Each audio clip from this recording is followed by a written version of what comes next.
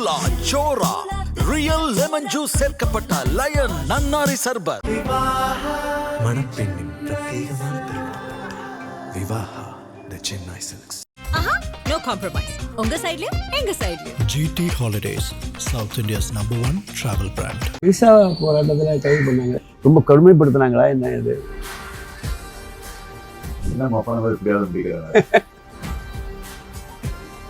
எனக்கு யூஎஸ்ஏ போய் படிக்கணும் அப்படின்னு ஆசை. போகும்போது எங்கள் அம்மா உண்மையாக தான் நிற்கும். அது ஒன்றிய அரசு 76 உங்களுக்கு 85.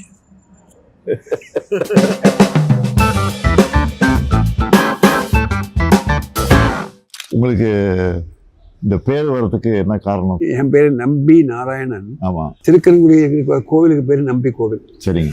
என்னுடைய அப்பாவுக்கு அம்மா பேர் நம்பி, அந்த சீட்டை அவர் நம்பின்னு ஆரம்பிச்சார் அந்த பேர்.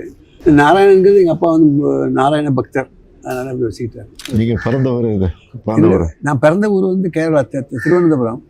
பிறந்த 41ஆவது நாளைக்கு வி மூவ் பேக் நாகர்கோவிலுக்கு வந்துட்டோம். நாகர்கோவில் ஆக்சுவலாக உங்களுக்கு இந்த விசா போராட்டத்தில் கைது பண்ணாங்க. எந்த வருஷம் இது? 75 எமர்ஜென்சி. ஆமாம், 76 ஜனவரி மாதம். ஆமாம், அதை கேட்கலாமா? நீங்கள் எப்படி அதை ஃபீல் பண்ணீங்கன்னு அது எப்படி அது விசா அது ரொம்ப கடுமைப்படுத்தினாங்களா என்ன இது?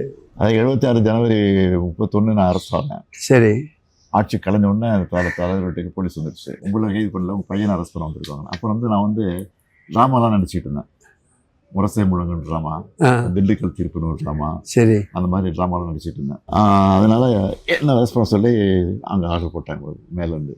உங்களை அரெஸ்ட் பண்ண வரல, உங்கள் சன்னை அரெஸ்ட் பண்ண வந்துருக்கேன் சார். அவன் நாடகத்துக்கு போயிருக்கான், நாளைக்கு நைட்டு தான் வருவான். வந்தோன்னு நானே ஃபோன் பண்ணுறேன், ஃபோன் பண்ணி அழைச்சிட்டு போங்க அப்படி சொல்லி அனுப்பிச்சிட்டாரு. அதுக்கப்புறம் நான் ஸ்ட்ரெயிட்டாக வீட்டுக்கு வந்துட்டேன். தலைவரை ஃபாதரை பார்த்தேன். நான் அரெஸ்ட் பண்ண போலீஸ் வருது, நான் ஃபோன் பண்ணி சொல்ல போகிறேன் கமிஷனருக்கு, ரெடியாக வந்தார். உடனே பிடிச்சி வச்சு ரெடியாகி கிளம்பிட்டேன். எனக்கு ஃபஸ்ட்டு ஜெயிலில் தான். எப்போவுமே கைதிகளை சிறைக்கு நைட்டில் நடக்கக்கூடாது. ஆனால் என்னை என்ன பண்ணுறாங்கன்னா, நைட்டோட நைட்டாக ஏழுக்கு கூட்டு போய் உள்ளே போகிறான். எனக்கு சுடுகாடு மாதிரி இருக்குது, 10 மாதிரி இருக்கிற மாதிரி இருட்டாக இருக்கு போகும். கைதிகள்லாம் அங்கங்கே அடிச்சு வச்சுருக்காங்கல்ல, ஒருத்தங்க பாடிட்டு இருப்பாங்க, ஒருத்தங்க கத்திக்கிட்டு இருப்பாங்க, பேசிகிட்டு இருப்பாங்க, ஒரே சவுண்டு. மத்திய சிறை கடைசி பிளாக் 9th பிளாக். அங்கே யாரை அடைச்சி வச்சுட்டாங்கன்னா, அந்த தொழுநோய் அந்த பேஷண்ட்டை தான் அங்கே இருந்திருக்கிறாங்க. ஏன்னா பஞ்சு, இந்த ரத்தம் எல்லாம் எல்லாம் செவத்தில் இருக்குது. அவன் வரிசையாக 11 ரூம்ஸ். அதில் ஒரு தாராளமாக படுக்கிறதுனா ஒருத்தர் 2 பேர் தான் படுக்கலாம். ஒரு ரூம்லேயும் 9 பேர் 10 பேர் படுத்திருக்காங்க. எல்லாம் தூங்கிட்டு இருக்காங்க. நான் உள்ளே போனேன். போன உடனே தெரியாமல் இருட்டில் ஒருத்தர் மீச்சிட்டேன் கையை. யாருன்னு பார்த்தா வீரமணி. ஓ, தம்பி முடிச்சாரு. ஏன்னா சாரிண்ணா நீங்கள் ஆமாம் வாவான்னு கூப்பிட்டாரு. அந்த சென்னை சிறைச்சாலை மருத்துவர் பொறுத்த வரைக்கும் என்னென்னா, வித்யாசாகர்னு ஒரு சூப்பரண்ட் இருக்காங்க. அந்த சூப்பரண்ட் பச்சைபாஸ் காலேஜ் ட்ரஸ்ட்டில் எலெக்ஷன் நிற்கிறாரு. அப்போ என்விஎன் சோமுன்னு நம்ம திமுகவில் அவர் நடராஜன் அவர் ஏற்றுன்னு ஜெயிச்சிட்டாரு. அதில் அவருக்கும் மிசா கைதிங்கிறது ஒரு நாளைக்கு 40 ரூபா 60 ரூபா செலவு பண்ணணும். ஒரு கைதிக்கும் ஃபேன் போட்டு கொடுக்கணும், பெட்டு கொடுக்கணும், கொசுவரை கொடுக்கணும், பேஸ்ட்டு கொடுக்கணும், ப்ரஷ்ஷு கொடுக்கணும், எல்லா ஃபெசிலிட்டியும் இருக்குது. ஆனால் எந்த வசதியும் கிடையாது. 9 பேர் வரிசையாக புழக்க வச்சுருக்காங்க. யூரினுக்கு ஒரு பானை, குடிதண்ணீருக்கு ஒரு பானை பக்கத்தில் இருக்கும். அந்த மாதிரி அது சிலத்தையும் யூரின் பாஸ் ஆகி ஃபுல்லாகி வழியும். ஏப்பா, 9 பேர் கொடுத்துருக்கோமே, 9 பேர் யூரின் போனதுலாம் என்ன வருது? டார்கெட்லாம் காலையில் தான் எழுச்சி போகணும். 2-3 டேரக்டாக இருக்கும். அது ஒரு 10 நிமிஷம் திறப்பாங்க. அதுக்குள்ளே அந்த 100 பேரும் போயிடணும். அந்த மாதிரிலாம் குடும்பம் இருந்துச்சு. நைட்டில் 8 மணிக்கு 3 மணிக்கு வருவாங்க. ஒரு 9 பேர் 10 பேர் வருவாங்க. அது ஆயுள் கைதி இருக்காங்களா அங்கே, அவங்கள வச்சு அடிக்க வைப்பாங்க. ஓப்பா, வரிசையாக 10 ரூம் இருக்குன்னு வச்சுங்களேன். 10ஆம் நம்பரில் கூப்பிட்டு அதில் 10 பேர் வருவாங்க. அடி எங்களுக்கு சத்தம் கேட்கும். நாங்கள் 1ஆம் நம்பரில் இருக்கோம். அப்போ எங்களுக்கு வர வரைக்கும் நாங்கள் பயந்துட்டு உட்காந்துருக்கணும். அடிச்சு முடிச்சாவிட்ட தெளிஞ்சிடும். எழுதி கொடுத்துரு, நான் கட்சி விட்டு விளைக்கிறேன் அப்படின்னு கேட்பாங்க. ஒரு 5-6 பேர் எழுதி கொடுத்துருவாங்க. பயந்து அடி தாங்க முடியாமல். நாங்களாம் முடியாதுன்னு சொல்லிட்டோம். உயிரே போனாலும் நாங்கள் பண்ண முடியாதுன்னு சொல்லிட்டோம். மிஸ்ஸாங்கிறது மெயின்டெனன்ஸ் ஆஃப் இன்டர்னல் செக்யூரிட்டி.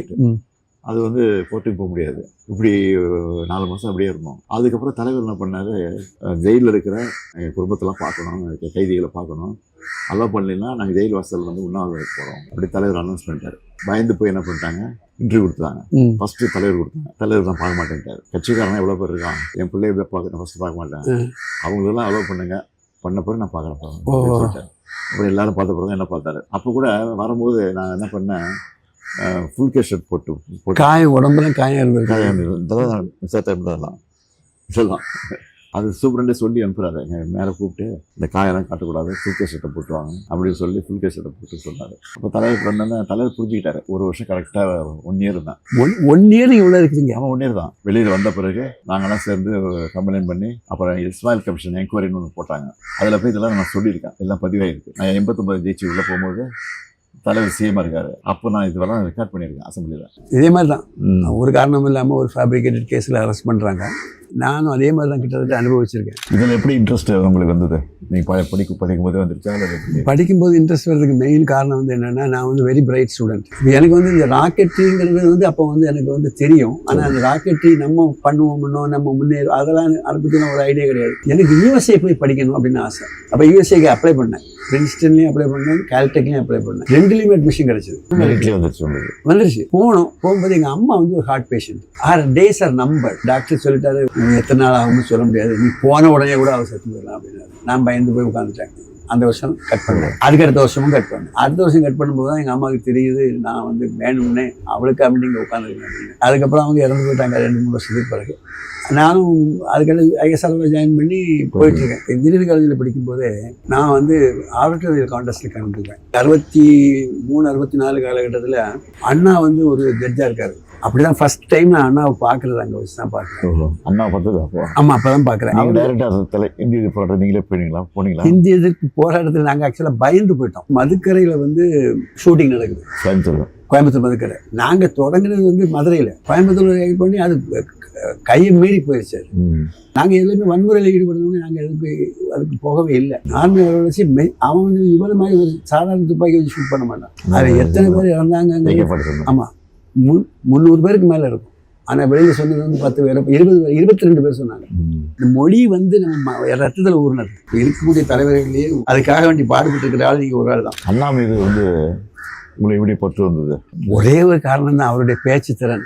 நாகர்கோவிலில் வந்து திமுக மகாநாடு நடக்குது. மழை தண்ணி இது வரைக்கும் நிற்கும். அப்படியே நின்றுட்டு நாங்கள் பேச்சை கேட்குறோம். அது ஒரு மெஸ்மரைசிங் டாக். அப்படியே அந்த கூட்டம் அப்படியே நிற்கும். அவருடைய வார்த்தைகள்லாம் எண்ணப்பட்ட வார்த்தைகள். Mister Annadurai your days are நம்பர்ங்கிற போது, but my steps are measured member immediate. அதாவது அதுக்கு ஒரு நிமிஷம் யோசிக்கிறது கூட கிடையாது. ஆங்கிலத்திலையும் சரி தமிழ்லையும் சரி அவரை பிடிச்சதுக்கு யாரும் கிடையாது. ஏன் அவங்க கலைஞர் எடுத்தீங்க, அவருடைய பேச்சுமே வந்து அதுக்கு இதை எமோஷன் இருக்கும். ஒரு மாதிரி உறங்கிட்டு இருக்காம முடிச்சிருவான். திருக்குறளுக்கு உரை எழுதியிருக்காங்கல்ல, பரிமேலழகர் எழுதியிருக்காரு. அப்போ குறள் இவர் எழுதியிருக்கிறதுல தெய்வம் தொழால் கொழுநன் தொழில் எழுவாள் பெய்யின பெய்யும் மழை. அந்த இன்டர்பிரிட்டேஷன் வந்து யாருமே சொல்லலை. அண்ணா கிட்ட நேரடியாக நீங்கள் பேசியிருக்கீங்களா? பேசியிருக்கேன், நான் பேசியிருக்கேன். என்ன எந்த விஷயம் பேசுறீங்க? என்ன ஞாபகம் இருக்கு உங்களுக்கு? 2-3 ஞாபகம் இருக்குது. எனக்கு அவருக்கு கனெக்ஷன் ஒன்றே ஒன்று. எனக்கும் தமிழ் பிடிக்கும், அவருக்கும் தமிழ் பிடிக்கும். அப்போ ஆக்சுவலாகவே அந்த சமயத்தில் வந்து தமிழுக்காக வேலை பார்க்கலாங்கிற அளவுக்கு நாங்கள் வந்துட்டோம். அப்போ அவர் சொன்னார், நீங்கள்லாம் முதல்ல நாட்டுக்கு பண்ணிக்க போங்க, இங்கே வராதிங்க. ஸ்கூலில் படிக்கும்போது இளைஞர் திமுகன்னு ஒரு மன்றம் வச்சுருந்தேன். அப்போ அவருக்கு மணி விழா நடத்தணும்னு சொல்லி நான் பிளான் பண்ணுறேன். அப்போ அவர் வீட்டுக்கு போகிறேன். அவர் உடம்பு சரியில்லாம் பார்க்க முடியாது அப்படின்ட்டாங்க. இது எப்படி அண்ணா மெசேஜ் போய் எதுக்கு வரலாம் வருஷம் அப்படின்ட்டாரு. அவருடைய காரை அனுப்பிச்சு வைக்கிறாரு. இந்த கார் நம்பரோட ஞாபகம் இருக்குது, 7007 அந்த கார் நம்பர், மஞ்சள் காரு. அந்த டிரைவர் பேர் சண்முகம். அந்த கார் வருது எனக்கு. இவ்வளவு ஞாபகம் எப்படி வச்சிருக்கீங்கன்னு எனக்கு அதிசயமா இருக்கு. எதுக்கு வந்தேன்னு கேட்டாரு. இந்த மாதிரி நாங்கள் ஒரு மன்றம் வச்சிருக்கோம், மணி விழா நடத்த போகிறோம், நீங்கள் வரணும் அவசியம். சரி அப்போ நான் சொல்கிறேன் அப்படின்னாரு. இல்லை நீங்கள் பேர் சொல்கிறேங்க, என்ன அப்பா மாதிரி இப்படியாவது முடிக்கிறாங்க. இன்னொரு இது கூட உங்கள்கிட்ட ஷேர் பண்ணிக்கணும். மகேந்திரகிரி ப்ராஜெக்ட் அங்கே அந்த இடத்துக்கு கொண்டு வர்றதுக்கு ஒரு மெயின் காரணம் வந்து, நான் வந்து அதனுடைய சர்ச் கமிட்டி, எங்களுடைய திரவ எரிபொருள் திட்டம் வந்து அங்கே தான் இருக்குது. மகேந்திரகிரி பொதிகை மலைன்னு சொல்லக்கூடியது அதுதான். அதுக்கு பேக்கில் இருக்கக்கூடியது பேர் மகேந்திரகிரி. இந்த வந்து பொதிகைன்னு வைக்காமல் மகேந்திரகிரி பேரை தப்பாக வச்சுட்டோம். நான் வந்து கிட்டத்தட்ட 27 தடவை அந்த மலைக்கு மேலே ஏறி இருப்பேன். இன்னைக்கு உள்ள மலை இல்லை, இன்னைக்கு உள்ள மலையில் ரோடு கீடு எல்லாம் இருக்குது. அன்னைக்கு காடு நாகப்பாம்பும் அது அந்த மாதிரி மலையில் ஏறி போயிருக்கோம். கீழடி பொருணையெல்லாம் பார்த்துருக்கேன். கீழடி ஆராய்ச்சி தான் சார். கீழடியை பற்றி எனக்கு வந்து ஒரு கருத்து இருக்குது. கீழடி பற்றி இல்லை, பொருணையை பற்றி ஒரு கருத்து இருக்குது. அது வந்து ஒன்றிய அரசு கோஆப்ரேட் பண்ணாங்க, நல்லா வரும். உண்மையாக தான் நிற்கும். நம்முடைய சங்க இலக்கியங்கள்ல இருக்கக்கூடிய சான்றுகள் இருக்குது. பூம்புகார் நம்ம வந்து கடல் ஆராய்ச்சி காவிரி படணும், அது கலைஞர் இருக்கும்போது பண்ணார். அதுக்கப்புறம் வந்து ஏன் உண்மை பண்ணலைன்னு எனக்கு தெரியல. இப்போ அது கவர்மெண்ட் மாறுறதுனால அப்படியே விட்டாங்க. அதை நீங்கள் பண்ணீங்கன்னா ரொம்ப நல்லா இருக்கும். பண்ண ஆரம்பிச்சாங்க. ஆமாம், உங்களை மாத்திரம் தான் நம்பி இருக்காது, வேற ஒன்றுமே இல்லை. இப்போ வந்து காலை உணவு நீங்கள் கொடுக்குறீங்களா, இது ஒன் ஆஃப் த ஃபென்டாஸ்டிக்ஸ். இப்போ என்ன அடிப்படை தேவை நமக்கு? மக்களை வந்து ஓரளவுக்கு அறிவு கொண்டு வரணும், எஜுகேஷன் கொண்டு வரணும். இப்படி காமராஜுக்கு வந்து மதிய உணவு திட்ட பேர் கொடுத்ததோ, கரெக்ட். அது மாதிரி திராவிட மாடல் அரசுக்கு வந்து காலை உணவு திட்டம் வந்து கரெக்ட் கரெக்ட் கிடைக்கிறதுக்கு ஆமாம் ஆமாம். விண்வெளி தழும்புகள் எனக்கு ஏற்பட்ட துன்பம் வாழ்க்கை சரித்திரம் தமிழ் டிரான்ஸ்லேஷன் மாதிரியே இருக்காது, உண்மையிலேயே தமிழ் எழுதுன மாதிரி இருக்கு. முடிஞ்சா நீங்க வாசிச்சு பாருங்க. டெஃபினட்டாக. கையெழுத்து தமிழ்லேயே போட்டு அனுப்பி. நன்றி நன்றி நன்றி, மகிழ்ச்சி. இது வந்து என்னோடது. உங்க போட்டோகிராஃபி தீப்பரவாட்டம் தோட்டாதரணி தெரியுது. அவர் தான் இது பண்ணார். One of the best art directors. கூலா சோரா ரியல் லெமன் ஜூஸ் சேர்க்கப்பட்ட லயன் நன்னாரி சர்பத். மணப்பெண்ணின் பிரத்யேகமான திருமணம். Vivaha the Chennai silks. ஆஹா, நோ காம்ப்ரமைஸ். உங்க சைடுலயும் எங்க சைடுலயும். GT Holidays, South India's #1 travel brand.